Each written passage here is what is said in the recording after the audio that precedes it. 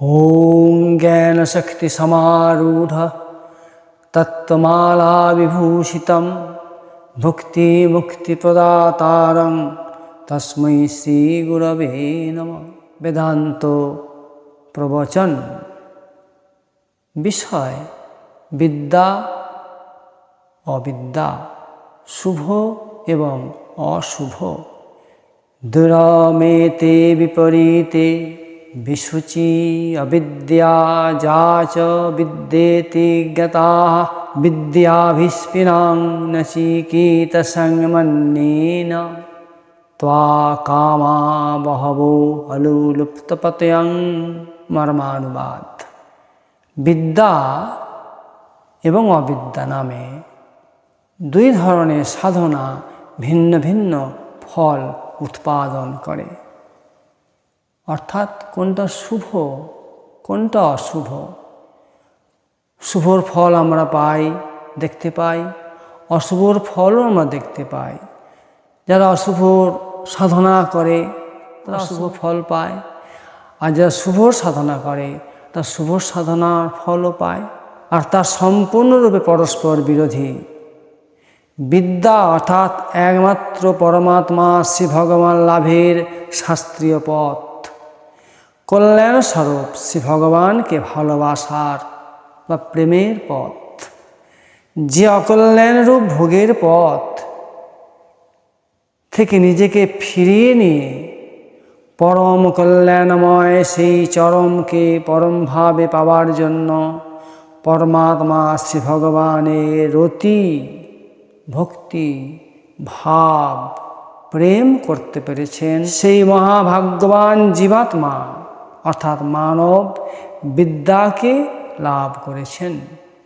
শ্রীমদ্ভগবদ্গীতায় শ্রী ভগবান বলছেন 15 অধ্যায়ের 4 নম্বর শ্লোকে, ততোপদং তৎপরিমার্গিতব্যং যস্মিন গত্যা ন নিবর্তন্তি ভূয়ঃ তমেব চাদ্যাং পুরুষং প্রপদ্যে যতো প্রবৃত্তি প্রসূতা পুরাণে। আধ্যাত্মবিদ্যাই চরম পরম বিদ্যা।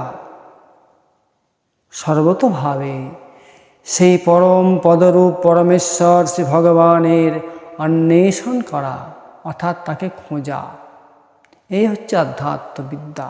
এটাই যথার্থ শুভ বিদ্যা, যাকে প্রাপ্ত হলে জগতে আর ফিরে আসতে হয় না।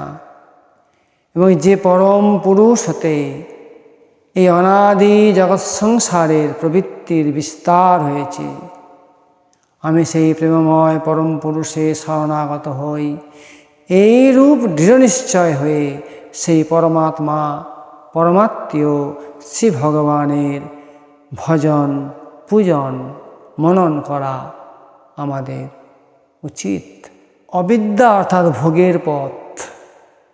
ভোগ সর্বস্বকে যে কল্যাণ ভেবে প্রকারান্তরে সে অকল্যাণকেই জীবনের সর্বস্ব চরম ও পরম ভেবে পার্থিব ভোগে মত্ত হয়ে নিজের স্বরূপকে হারিয়ে ফেলে বহু যন্ত্রণায় ভোগ করতে করতে বহু কষ্টদায়ক জন্ম বহু জনিতে নরকাদিতে অনন্ত জন্ম ধরে পরিভ্রমণ করতে থাকে।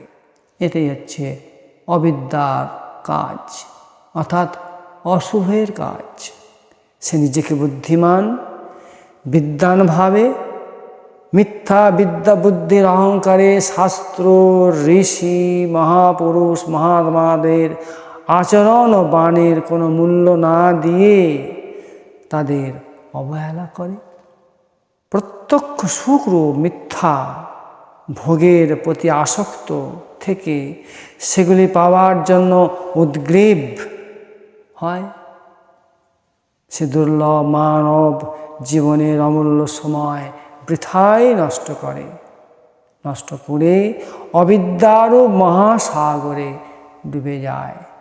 এই বিদ্যা ও অবিদ্যা যে জীবাত্মা অর্থাৎ মানব ঠিক বুঝে নিতে পারে এবং বুঝে নিয়ে নিজের জীবনকে পরিচালিত করতে পেরেছেন, সেই শ্রেষ্ঠ অর্থাৎ জ্ঞানবান, সেই ভাগ্যবান এবং সমস্ত কল্যাণের নিকেতন, তিনিই একমাত্র মানব জীবনকে ধন্য করতে পেরেছেন।